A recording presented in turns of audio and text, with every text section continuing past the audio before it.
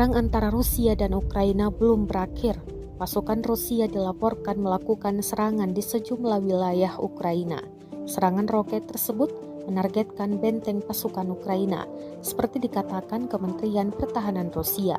Rekaman penyerangan diunggah di Telegram Kemhan Rusia pada Rabu, 23 November 2022. Dalam keterangan unggahan disebutkan unit artileri distrik militer tim Rusia terus melakukan misi tempur selama operasi militer khusus.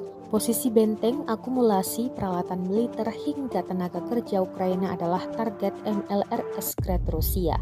Kendaraan udara tak berawak membantu MLRS meluncur akurat meski berada pada jarak beberapa puluh kilometer, memberikan penunjukan target dan menyerang musuh.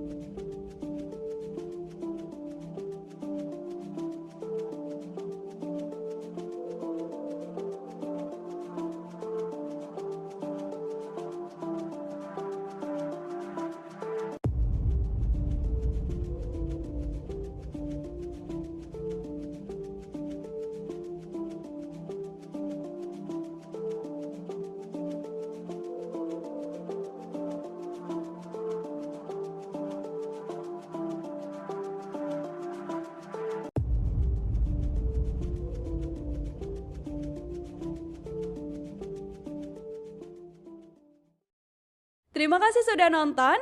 Jangan lupa like, subscribe, dan share ya.